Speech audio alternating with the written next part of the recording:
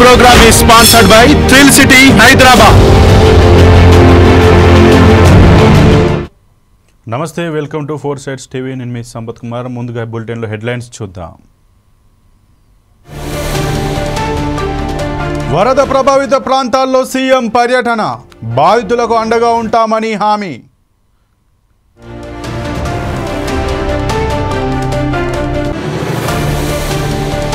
అన్నోజ్గూడ నారాయణ కాలేజీలో దారుణం, స్టూడెంట్ తలపై లెక్చరర్ దాడి.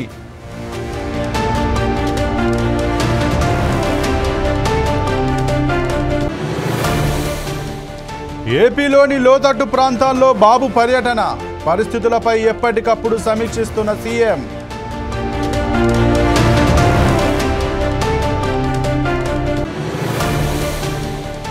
ఖమ్మంలో మంత్రులు విఫలమయ్యారు, ముందస్తు చర్యలు పాటించలేదన్న హరీష్ రావు.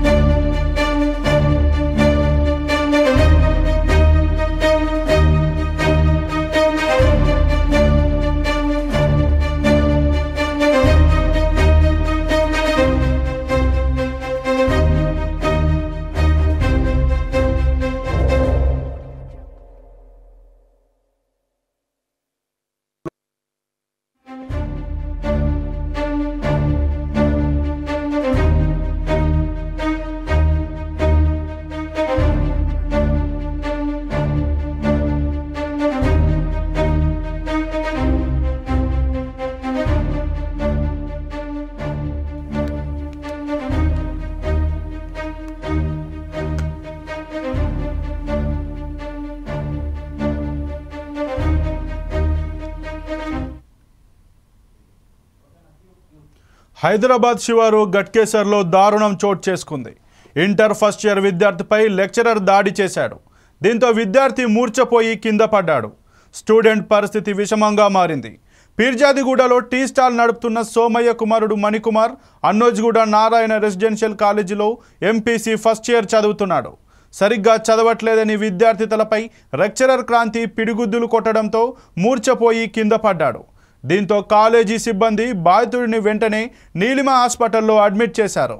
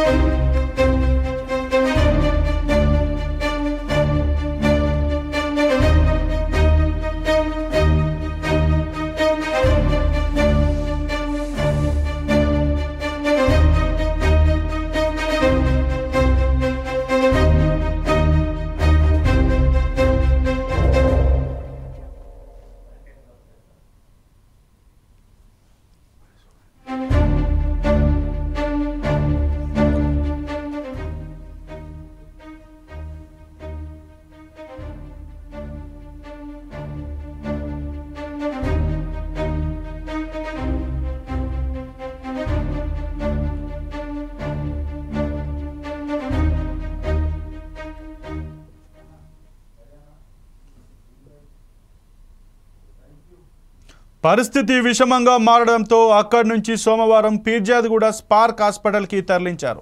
అప్పటికే మాట్లాడలేని స్థితిలో ఉన్న కుమారుని ఏమైందని తండ్రి అడగ్గా టీచర్ కొట్టినట్లు పేపర్పై రాశారు. దీంతో బాధిత కుటుంబ సభ్యులు స్థానికంగా ఉన్న ఎమ్మెల్సీకి మొరపెట్టుకున్నారు. విషయం ఎమ్మెల్సీ వరకు వెళ్లడంతో విద్యార్థికి ఫ్రీగా చదువు చెప్పి హాస్పిటల్ బిల్లు చెల్లిస్తామని కాలేజీ యాజమాన్యం ఒప్పందం చేసుకున్నట్లు సోమయ్య తెలిపారు. ప్రస్తుతం మణి పరిస్థితి విషమంగా ఉండగా ఐసీయూలో ట్రీట్మెంట్ తీసుకుంటున్నారు. కాగా విద్యార్థిపై దాడి చేసిన నారాయణ కాలేజీపై చర్యలు తీసుకోవాలని విద్యార్థి సంఘాలు డిమాండ్ చేస్తున్నాయి.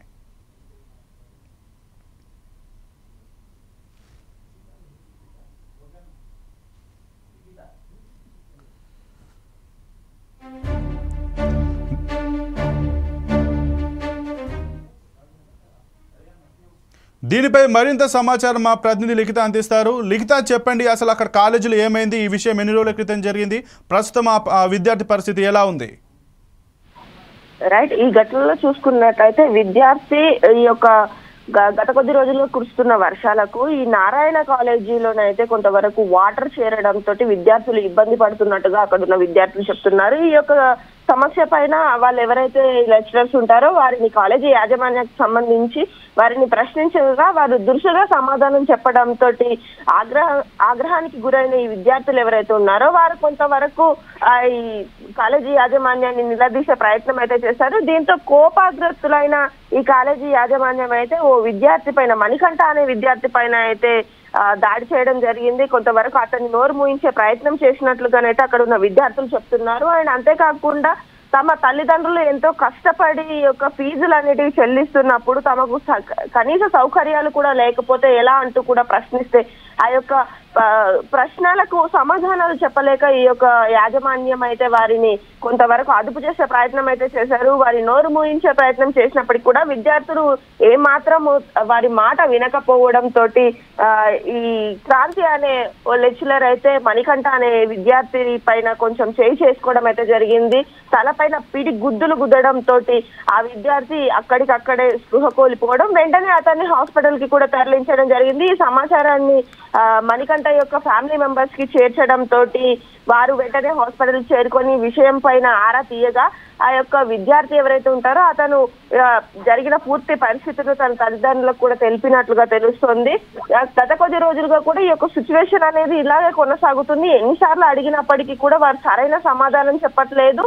పైగా ఫీజులు మాత్రం ఎప్పటికప్పుడు వసూలు చేసుకుంటూ ఉంటారు. ఇట్లాంటివి చాలా జరిగినప్పటికీ కూడా ఇటు తల్లిదండ్రులు కావచ్చు, అటు విద్యార్థుల విషయంలో కావచ్చు కొంతవరకు బెదిరింపు చర్యలకు పాల్పడుతున్నారు అంటూ కూడా అక్కడున్న కొంతమంది విద్యార్థులు అయితే చెప్పడం జరుగుతుంది. అక్కడున్న పేరెంట్స్ కూడా కొంతవరకు ఇంతకు ముందు కూడా మేము ఇలాంటి సిచ్యువేషన్ ఒకటి ఎదుర్కొన్నాము, కానీ పిల్లల భవిష్యత్తు బాగుంటుందనే ఉద్దేశంతో ఈ యొక్క విషయాన్ని మేము కూడా దాచే ప్రయత్నం చేశాము. కానీ ఇలాంటి సిచ్యువేషన్స్ వస్తే రేపు మా పిల్లల భవిష్యత్తు ఏంటి అంటూ కూడా ఈ యొక్క పేరెంట్స్ ఎవరైతే ఉంటారో వారు కూడా ప్రశ్నిస్తున్న పరిస్థితి కనిపిస్తుంది. మొత్తానికైతే ఈ యొక్క విషయాన్ని ఆ ఏరియా ఎమ్మెల్సీ దగ్గరికి అయితే తీసుకెళ్లడం అయితే జరిగింది. త్వరలోనే ఈ యొక్క నారాయణ కాలేజీ పైన చర్యలు తీసుకుంటాం. అంతేకాకుండా అసలు పూర్తి స్థాయిలో అక్కడ ఏం జరిగింది అనే వివరాలు కూడా కనుక్కుంటామంటూ కూడా ఇక్కడ అధికారులు అయితే చెప్తున్న పరిస్థితి కనిపిస్తుంది. అయితే లిఖిత, ఈ సంఘటన పట్ల విద్యార్థి తల్లిదండ్రులతో కాలేజీ యాజమాన్యం ఒప్పందం అయితే చేసుకున్నట్లు తెలుస్తుంది. కానీ మరి ఈ సంఘటన పైన స్థానిక పోలీస్ స్టేషన్లో ఏమైనా కేసు రిజిస్టర్ అయిందా? ప్రస్తుతానికైతే పోలీసుల దాకా ఈ యొక్క విషయం వెళ్ళలేదు అనేదైతే సమాచారం. కేవలం ఈ యొక్క విద్యార్థి కింద పడిపోయాడు అనే విషయం మాత్రమే తెలిసింది, కానీ ఏ యొక్క వివరాల పైన వారు వెళ్ళారు ఏంటి అనే పూర్తి కేసులు పెట్టుకునే దాకానైతే ఈ విషయం వెళ్ళలేదు. ఎందుకంటే ఆ యొక్క కాలేజీ యాజమాన్యం అయితే ఇటు పేరెంట్స్ ని అటు విద్యార్థులని కూడా కొంతవరకు కూల్ చేసే ప్రయత్నం అయితే చేస్తున్నారు.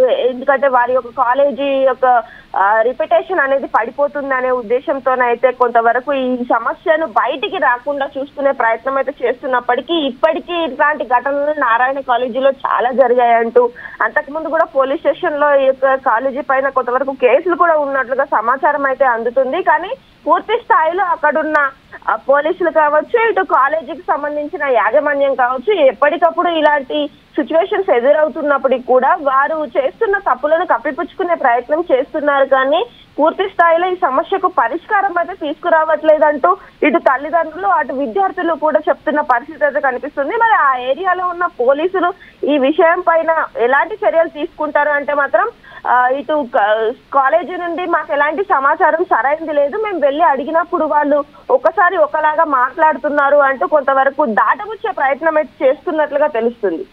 అయితే లిఖిత, ఈ విద్యార్థిని ఎవరైతే హాస్పిటల్లో జాయిన్ చేసుకున్నారో హాస్పిటల్ వాళ్ళు పోలీసు వాళ్ళకి ఇన్ఫర్మేషన్ ఇవ్వడం జరిగిందా? ప్రస్తుతం విద్యార్థి యొక్క పరిస్థితి పట్ల వాళ్ళ తల్లిదండ్రులు ఎలా రియాక్ట్ అవుతున్నారు? ప్రస్తుతం ఎవరైతే హాస్పిటల్ యాజమాన్యం ఉంటుందో వారైతే పోలీసులకు ఇన్ఫార్మ్ చేయడం అయితే జరిగింది. అయితే పోలీసులు వచ్చినప్పటికి కూడా ఇటు తల్లిదండ్రులు అటు కాలేజీ యాజమాన్యం కొంతవరకు మేము మాట్లాడి సాల్వ్ చేసుకుంటాము అంటూ కూడా మాట్లాడుతున్న పరిస్థితి కనిపిస్తున్నట్లుగా అక్కడ స్థానికులు అయితే చెప్తున్నారు. ఇది ఒక్కసారి కాదు, గతంలో కూడా ఇట్లాంటివి రిపీట్ అయ్యాయి. నారాయణ కాలేజీలో సంబంధించి మనం కూడా చాలా వార్తలు అయితే వింటూ ఉన్నాం. కానీ ఎన్ని వార్తలు విన్నప్పటికీ కూడా ఇటు తల్లిదండ్రులు కూడా ఈ యొక్క కాలేజీలో విద్యార్థులను చేర్పించడం కావచ్చు, కాలేజీ యాజమాన్యం ఇలాంటి చర్యలు చేయడం కావచ్చు ఎప్పటికప్పుడు జరుగుతూనే ఉంటున్నాయి. ఎప్పుడు కూడా కొంతవరకు తగ్గుతుంది అనే సిచ్యువేషన్ అయితే కనిపించట్లేదు. ఎందుకు అని ఇటు తల్లిదండ్రులను ప్రశ్నించినప్పుడు ఈ యొక్క కాలేజీలో చదివితే తమ పిల్లల భవిష్యత్ అనేది బాగుంటుంది, మా కష్టానికి తప్పకుండా ఫలితం దక్కుతుందంటూ ఇటు ఎవరైతే తల్లిదండ్రులు చెప్తున్నారో అటు కాలేజీ యాజమాన్యం కూడా చిన్న చిన్న విషయాలనే కావాలని విద్యార్థులు పెద్ద చేస్తున్నారు, వాళ్ళ తల్లిదండ్రులు పెద్ద చేస్తున్నారు అంటూ కూడా కొంతవరకు తల్లిదండ్రుల పైన విద్యార్థుల పైన ఈ విషయాన్ని తోసేసే ప్రయత్నం చేస్తున్నప్పటికీ కూడా ఇప్పుడు ఈ వరదలకు సంబంధించి వర్షానికి సంబంధించి ఈ వాటర్ ఎలా వచ్చినాయి ఏంటంటే ప్రకృతి సహజంగా వచ్చినప్పుడు మేము ఏం చేస్తామంటూ కొంత నిర్లక్ష్యంగా మాట్లాడే ప్రయత్నం కూడా చేస్తున్నారు. దీంట్లో పోలీసులు ఇన్వాల్వ్ అయితే ఈ యొక్క కేసు అనేది ఇంకా పెద్దగా అయ్యే అవకాశం ఉంది. కాబట్టి వెంటనే ఇటు కాలేజీ యాజమాన్యము అక్కడ చేరుకొని తమ విద్యార్థికి కూడా ఎవరైతే వాళ్ళ పిల్లడు ఉన్నాడో ఇప్పుడు ఇబ్బంది పడ్డ అబ్బాయి మణికంఠ అనే అతనికి ఫ్రీ ఎడ్యుకేషన్ ఇస్తాము, అతని మెడికల్ కి సంబంధించిన పూర్తి స్థాయి బిల్స్ కూడా తామే పే చేస్తాము అంటూ కూడా కాంప్రమైజ్ చేసే ప్రయత్నం అయితే చేస్తున్నారని సమాచారం అయితే ఉంది. మరి వారు పూర్తి స్థాయిలో ఈ విషయానికి ఒప్పుకుంటారా లేకపోతే ఇంకేమైనా కేసులు వేసుకునే అవకాశం ఉందా అనే వివరాలు అయితే ఇంకా తెలియాల్సి ఉంది. అయితే లిఖిత, ఈ సంఘటన పట్ల మీరు కాలేజ్ యాజమాన్యాన్ని కానీ లేదా విద్యార్థుల తల్లిదండ్రులను కానీ స్థానిక పోలీసులను కానీ కలిశారా? కలిస్తే వాళ్ళు ఎలా స్పందించారు? అక్కడ ఉన్న విద్యార్థుల్ని అలాగే పేరెంట్స్ ని అయితే ఫోర్సెట్స్ న్యూస్ కలవడం అయితే జరిగింది. అండ్ అంతేకాకుండా అసలు ఏం జరిగింది అనే విషయాలపైన కూడా ఆరా తీసే ప్రయత్నం అయితే చేసింది. కానీ ఈ యొక్క కాలేజీ యాజమాన్యం కావచ్చు, అట్లాగే కొంతమంది కాలేజీకి సంబంధించిన లీడర్స్ ఎవరైతే ఉన్నారో వారైతే విద్యార్థులను కలవనివ్వకుండా వాళ్ళతో పూర్తి స్థాయిలో మాట్లాడనివ్వకుండానైతే అడ్డుకునే ప్రయత్నం చేసినప్పటికీ కూడా కొంతమంది విద్యార్థులు తాము ముందుకు వచ్చి కొంతవరకు అంటే ఈ విషయం పైన పూర్తి స్థాయిలో చెప్పలేకపోయినా కొంతవరకు హింట్స్ ఇచ్చే ప్రయత్నం చేశారు, గట్టిగా మాట్లాడే ప్రయత్నం కూడా చేసినట్లుగా తెలుస్తుంది. అండ్ అంతేకాకుండా తమకు కేవలం ఈ సమయంలోనే కాదు చాలా విషయాలలో ఇటు ఫుడ్ విషయంలో కావచ్చు, అంతేకాకుండా ఈ పాఠాలు చెప్పే విధానంలో కావచ్చు, సిలబస్ కంటే ముందే పూర్తి స్థాయిలో వాళ్ళు ఈ యొక్క సిలబస్ ని పూర్తి చేసేసి అంటే ఎంతవరకు చదివిపించాలి అనే విషయాన్ని పక్కన పెట్టి పూర్తి స్థాయిలో అన్ని పాఠాలు ముందుగానే చెప్పి రివిజన్ పేరుతో తమల్ని ఇబ్బంది పెడుతున్నారు. కనీసం కంటి మీద కునుకు లేకుండా కూడా చదివించే ప్రయత్నం చేస్తున్నారు. దీనివల్ల తాము పూర్తి స్థాయిలో స్ట్రెస్ కు గురవుతున్నాము అంటూ కూడా ఇటు విద్యార్థులు చెప్తున్న పరిస్థితి కనిపిస్తుంది. అటు కాలేజీ యాజమాన్యం మాత్రం అలా చదివితేనే తమ కాలేజీకి ర్యాంకులు వస్తాయి, విద్యార్థుల యొక్క భవిష్యత్ అనేది బాగుంటుంది అంటూ కూడా చెప్పే ప్రయత్నం చేస్తున్నప్పటికీ ఇటు తల్లిదండ్రులు ఈ విషయం పైన అయితే ఏం మాట్లాడట్లేదు. కానీ ఏదైతే విద్యార్థులకు సంబంధించి ఇప్పుడు జరుగుతున్న ఈ గొడవలు ఉన్నాయో వాటిపైన మేము ఇంత కష్టపడి ఫీజులు కడుతున్నాము, అయినప్పటికీ కూడా తమ పిల్లలకు సరైన సౌకర్యాలు లేకపోవడం చాలా బాధాకరం అంటూ కొంతవరకు ఆందోళన వ్యక్తం చేస్తున్న పరిస్థితి కనిపిస్తుంది. ఈ సమయంలో తాము ఏదైనా డిసిషన్ తీసుకుంటే తమ పిల్లలకు సంబంధించి వారి భవిష్యత్తుకు ఏదైనా ఎఫెక్ట్ అయ్యే అవకాశం ఉందంటూ కూడా కొంతవరకు ఈ తల్లిదండ్రులు ఆందోళన పడుతున్న పరిస్థితి కనిపిస్తుంది. ఖచ్చితంగా ఈ యొక్క కాలేజీ యాజమాన్యం డిసిషన్ తీసుకోని అంటున్నారు. చిత్తూరు జిల్లా పలమనేరులో 2 కుటుంబాల మధ్య ఘర్షణ ఉద్రిక్తంగా మారింది. యువత క్రికెట్ ఆడుతూ ఉండగా జ్ఞానప్రసూన అనే మహిళకు బంతి తగిలింది. దీంతో వివాదం చెలరేగింది. ఆ మహిళ ఇంటిపై యువకులు మూకుమ్మడి దాడికి దిగారు. ఈ దాడిలో పలువురికి తీవ్ర గాయాలయ్యాయి. ఆ మహిళకు మద్దతుగా ఘటనా స్థలానికి చేరుకున్న బీజేపీ జిల్లా నాయకుడు రామచంద్రుడిపై కూడా ఆ యువకులు దాడి చేశారు. ఈ గొడవల్లో పరిస్థితి అదుపు చేయడానికి వచ్చిన పలమనేరు డీఎస్పీ ప్రభాకర్కు కూడా గాయాలు అయ్యాయి. పోలీసులు 144 సెక్షన్ 30 పోలీస్ యాక్ట్ అమలు చేశారు. వీకోట పట్టణంలో బలగాలు భారీగా మోహరించాయి.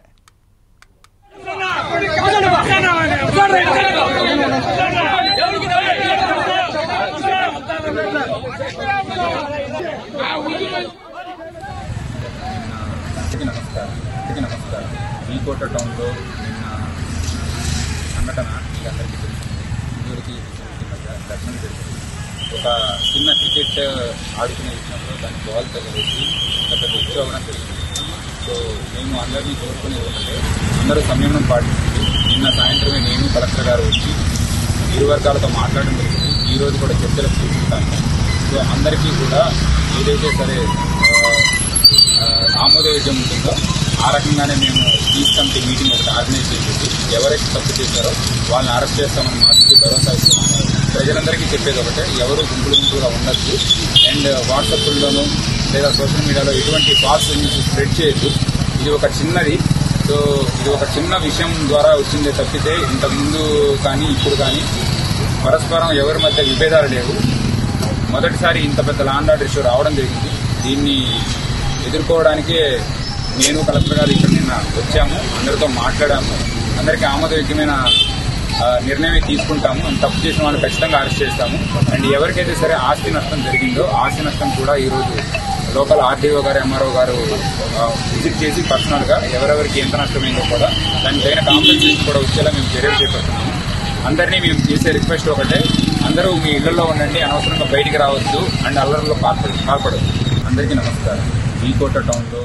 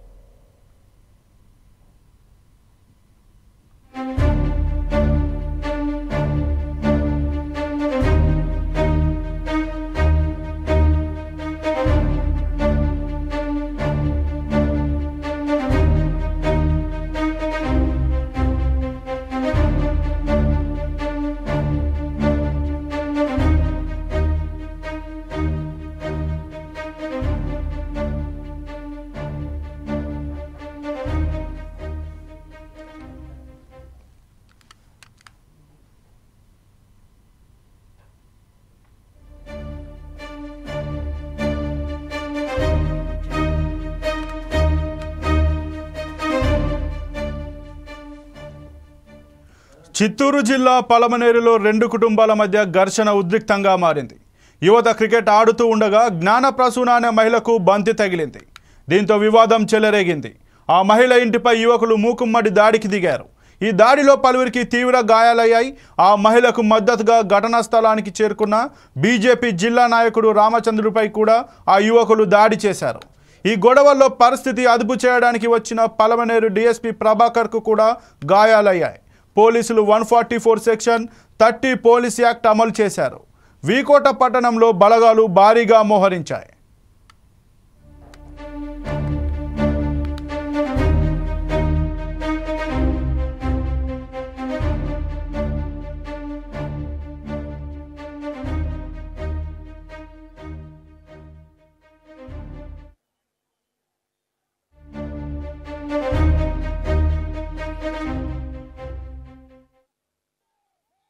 భారీ వర్షాల నేపథ్యంలో ఖమ్మం మున్నేరు పరివాహక ప్రాంతాలు పూర్తిగా జలమయమయ్యాయి.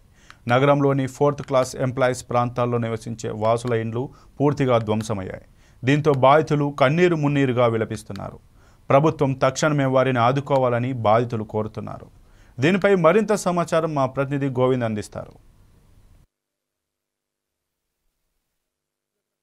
వర్షాలతో మాత్రం పూర్తిగా వరద నీరు వచ్చి చేరింది. ఈ నేపథ్యంలో ఖమ్మం నగరంలో ప్రధానంగా రాజీవ్ గృహ అపార్ట్మెంట్స్ 4వ తరగతి ఎంప్లాయీస్ కాలనీలో మాత్రం విపరీతంగా వరద నీరు చేరింది. అంటే బఫర్ జోన్లో ఉన్న ఇల్లు మాత్రం పూర్తిగా మునిగిపోవడంతో మాత్రం చాలామంది నిర్వాసులు కూడా బాధపడుతారు. ప్రధానంగా ఈ ఏదైతే గత 2 రోజుల నుంచి కురుస్తున్న భారీ వర్షంలో మాత్రం ఇక్కడ వాగులు వంకలు పొంగలతో పాటు ప్రధానంగా ఇళ్లలో మాత్రం వరద నీరు చేయడంతో మాత్రం పూర్తిగా డ్యామేజ్ అయిన పరిస్థితి ఉంది. ప్రధానంగా ఏదైతే ఖమ్మం మున్నేరు ప్రాంతంలో ఉన్న రాజీవ్ గృహ అపార్ట్మెంట్స్ అదేవిధంగా కర్ణగిరి ప్రాంతంలో ఉన్న ఇళ్ళు మాత్రం పూర్తిగా కొన్ని లక్షల రూపాయల వ్యయంతో కట్టుకునే నేపథ్యంలో పూర్తిగా నష్టం వాటిల్లింది. గత నిన్న ఉదయం నుంచి కూడా పెద్ద ఎత్తున వరద రావడంతో మాత్రం పూర్తిగా ఇళ్లలోకి నీరు చేరడం మాత్రం ధ్వంసమైన పరిస్థితి. ప్రస్తుతం మనతో పాటు ఇక్కడ నివాసులను మాట్లాడి చూద్దాం. చెప్పండి, ప్రధానంగా ఇక్కడ నిన్న వరద వచ్చింది కదా, సమస్య ఎలా ఉంది? ఇది వర్ణించలేనిదండి. దీన్ని అసలు ఎట్లా ఈ లోటుని ఎట్లా పూడ్చుకోవాలో కూడా అర్థం కావట్లేదు. దయచేసి ఇంతటి లోటుని పూడ్చుకోవడం మా వల్ల కూడా కాదు. దయచేసి ప్రభుత్వాలు ఏవైనా సరే స్పందించి వచ్చి ఇక్కడ యంత్రాంగాన్ని దింపి ఈ జరిగిన నష్టాన్ని అంచనా వేసి దయచేసి మాకు ఆ నష్టాన్ని కట్టించాలని కోరుకుంటున్నాం. మేము నిస్సాయిలుగా నిలబడ్డాము. మా వెనక ఆస్తులు కూడా లేవు, ఏం లేవు. మాకున్న చిన్నపాటి ఉద్యోగం మీద లోన్ తీసుకొని ఇల్లు కట్టుకున్నాం. ఇప్పుడు ఆ కట్టుకున్నటువంటి కూడా ఇల్లు కూడా నేలమట్ట స్థితికి వచ్చింది. దయచేసి మమ్మల్ని ఆదుకోవాలని కోరుకుంటున్నాను. మీకు ఎలాంటి నష్టం? తమ్ముడు ఈ మధ్యనే రీసెంట్గా 1 సంవత్సరం అవుతుంది ఇల్లు కట్టుకొని. కానీ ఇది మామూలు నష్టం కాదండి, మాకు చాలా నష్టం. మాకు ఆస్తులు అంతస్తులు ఏమి లేవు, కానీ మాకు ఆధారం ఇల్లేనండి. ఆ ఇల్లు కూడా ఇప్పుడు మాకున్న చిన్న రూపాయిని దగ్గర వేసుకొని కట్టుకున్న ఇల్లు కూడా ఇప్పుడు పోయేటట్టుంది. మాకే ఆధారం లేదు. ప్రభుత్వం వల్ల మాకు ఆర్థిక సహాయం లభించాలని కోరుకుంటున్నాం. అదేవిధంగా ఈ వరద బాధితులు ఎందరైతే ఉన్నారో వాళ్ళందరినీ మీరు ఆదుకోవాలని నేను కరకట్ట శాంక్షన్ చేసినారు అన్నారు పోయిన సంవత్సరం. అసలు అదేదీ లేదు. ఆ పోయిన ప్రభుత్వమే కొంచెం మంచిగా చేసి అనుకుంటున్నాం, కానీ అసలు ఇప్పుడు ఏదీ లేదండి. అసలు ఇంతవరకు మేము నైట్ నుంచి ఇక్కడే ఉన్నాం. వచ్చిన వాళ్ళు లేరు, పట్టించుకున్న వాళ్ళు లేరు, అసలు ఏదీ లేదండి. మేము చాలా నష్టపోయి ఉన్నాం. మీరు చెప్పండి, నిన్న జరిగిన విపత్తు ఈ వర్షం రావడం వల్ల ఇబ్బంది పడుతున్నారు. అసలు ముందే మీకు తెలుసా వస్తుందని? మాకిలా తెలుస్తుంది, తెలిసేది గవర్నమెంట్కి తెలుస్తుంది, డిపార్ట్మెంట్కి తెలుస్తుంది. ఎందుకంటే టెక్నాలజీ వాళ్ళ దగ్గర ఉంది కాబట్టి ముందు వాతావరణం చెప్పాల్సింది వాతావరణ శాఖ. దాన్ని మేల్కొని ముందు ఇన్ఫర్మేషన్ చేయాల్సింది డిపార్ట్మెంటు, ప్రభుత్వం చెప్పాలి. 3 మంత్రులు ఉన్నా కానీ ఇక్కడ ఇంత బఫర్ జోన్లో ఉన్న వాడికి కూడా ఒక పర్మిషన్ ఎట్ట ఇచ్చారో ఏ రకంగా ఇచ్చారో తెలియదు. జనాలు మాత్రం ప్రాణాలు చేతులు పట్టుకొని వేల లక్షల ఆస్తులు నష్టం చేశారు ఇక్కడ. దాని బాధ్యులు ఎవరు? డిపార్ట్మెంటేగా. ఇప్పుడు దీనికి శాంక్షన్ చేస్తారు, కరెక్ట్ శాంక్షన్ చేశారు. గత ప్రభుత్వం శాంక్షన్ చేస్తే ఈ సంవత్సరం ఏదో అనిపించారు, దాన్ని పక్క పెట్టారు. అది కాదు, కంప్లీట్గా చేసినట్టయితే ఇంత విపత్తు జరగపోయేది కదా. దీని లోపం కూడా ప్రభుత్వమని మేము అనుకుంటున్నామండి. ఓకే, మొత్తం చూసినట్టయితే ఏదైతే రాజీవ్ స్వగృహ అపార్ట్మెంట్స్లో ఉన్న 4వ తరగతి పరిసర ప్రాంతాలు మాత్రం పూర్తిగా ఇళ్ళు నష్టం జరిగింది. కొన్ని కోట్ల రూపాయల లక్షల రూపాయల వ్యయంతోనే తమకు పర్మిషన్ లేకుండా ఇచ్చిన నేపథ్యంలో కట్టుకున్నప్పుడు కూడా పూర్తిగా ఈ వరద రావడంతో మాత్రం పూర్తిగా నష్టపోయినామని చెప్పి కూడా వాపోతున్నారు. ఇప్పటికైనా సరే ఎవరైతే పర్మిషన్ ఇచ్చారో వాళ్ళు ఇలా ఇవ్వటం వల్ల జరిగిందని చెప్పి మేము దిక్కుతోచిన స్థితిలో ఉన్నాం కాబట్టి ఇప్పటికైనా సరే రాష్ట్ర ప్రభుత్వం కానీ జిల్లా యంత్రాంగం కానీ తమను ఆదుకోవాలని చెప్పి కూడా చాలామంది నిర్వాసితులు వాపోతున్న పరిస్థితి కనిపిస్తుంది.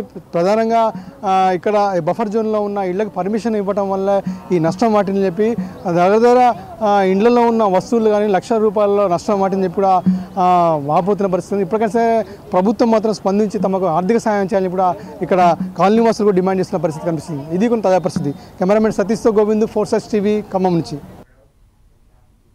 సీఎం రేవంత్ రెడ్డి ఖమ్మం పర్యటనలో ఉద్రిక్తత నెలకొంది. సీఎం డౌన్ డౌన్ అంటూ కాలువ ఒడ్డులో వరద బాధితులు ధర్నాకు దిగారు.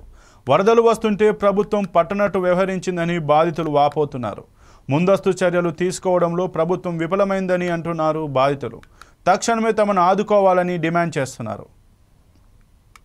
బాధపడుతూ ప్రధానంగా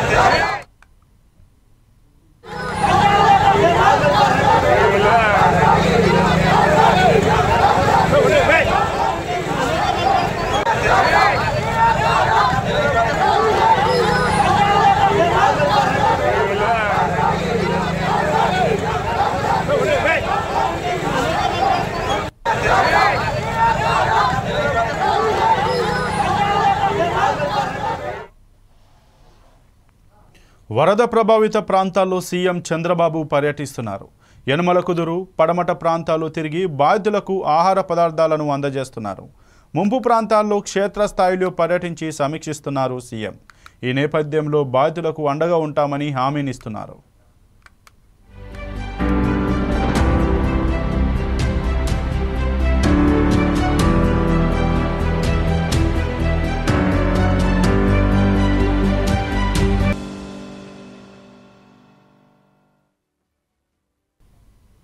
వరద బాధితులకు సహాయం చేయకుండా తమపై బురద జల్లుతున్నారంటూ సీఎం రేవంత్ రెడ్డి తీరుపై ఎమ్మెల్యే హరీష్ రావు ఫైర్ అయ్యారు. సీఎం రేవంత్ రెడ్డి తీరుపై తీవ్ర స్థాయిలో ఆగ్రహం వ్యక్తం చేశారు. వరద బాధితులకు సహాయం చేయకుండా తమపై విమర్శలు చేయడం విడ్డూరంగా ఉందన్నారు. ప్రతిపక్షంలో ఉన్న అధికార పక్షంలో ఉన్న తమపై విమర్శలు చేయడమే పనిగా పెట్టుకున్నారని విమర్శించారు. ఖమ్మం జిల్లాలో 3 మంత్రులు ఉండి కూడా వరద బాధితులను ఆదుకోవడంలో విఫలమయ్యారని హరీష్ రావు దుయ్యబట్టారు. చిన్నపిల్లలు నేను పాల ప్యాకెట్లు కావాలని అడుగుతున్నట్టు పాపం. చిన్నపిల్లలు ఏడుస్తున్నారు, పాలు లేవు, మంచినీళ్ళు లేవు అని అడిగితే లాఠీలతో పోలీసులతోని కొట్టిస్తా ఉంది ప్రభుత్వం. ఇదా ప్రజాపాలన? అంటే వరద బాధితులను లాఠీ చార్జ్ చేయడమే ప్రజాపాలన? ఈ ప్రభుత్వం ఇలా పూర్తిగా ఫెయిల్ అయింది. ఇలా తుమ్మిళ్ళ లిఫ్ట్ మొత్తం నీట మునిగిపోయింది. Is it not government failure? ఆనాడు కాళేశ్వరం పంప్ హౌస్ లోకి నీళ్లు వస్తే నానా గోల చేసినావు కదా, మరి ఇలా తుమ్మిళ్ళ లిఫ్ట్ ఇరిగేషన్ స్కీమ్ మొత్తం నీట మునిగిపోయింది. Is it not your government failure? ఏమైంది? ముందస్తు ప్రణాళిక ఎందుకు చేయలేకపోయింది? బీఆర్ఎస్ పార్టీ తరఫున కూడా పెద్ద ఎత్తున సహాయక చర్యలు కూడా చేపడతాం.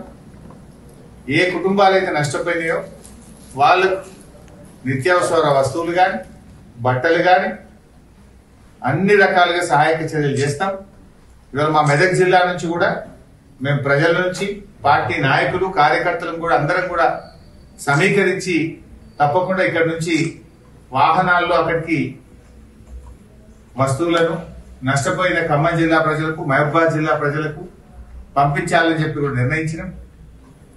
మెదక్ గాని, దుబ్బాక్ గాని, సిద్దిపేట గాని, గజ్వేల్ గాని, నర్సాపూర్ గాని, మెదక్ జిల్లా మొత్తం పాత మెదక్ జిల్లా నుంచి మేము సేకరించి మరి పెద్ద ఎత్తున విరాళాలు సేకరిస్తాం. మా పార్టీ నాయకులు మేము కాంట్రిబ్యూట్ చేస్తాం, మా కార్యకర్తలు కాంట్రిబ్యూట్ చేస్తారు. మేమందరం కలిసి వరద బాధిత కుటుంబాలని ఆదుకోవాలని చెప్పి కూడా పార్టీ పక్షాన మేము నిర్ణయం తీసుకున్నాం. ఇప్పటికే మా పార్టీ నాయకులు మాజీ మంత్రి అజయ్ కుమార్ గారు, ఎంపీ రవిచంద్ర గారు, ఇంకా అక్కడ వెంకట వీరయ్య మాజీ శాసనసభ్యులు, మిగతా శాసనసభ్యులు, మాజీ శాసనసభ్యులు అందరూ కూడా ముమ్మరంగా సహాయక చర్యల్లో పాల్గొంటున్నారు. వారికి తోచిన విధంగా ఆర్థిక సహాయాన్ని కూడా అందిస్తున్నారు.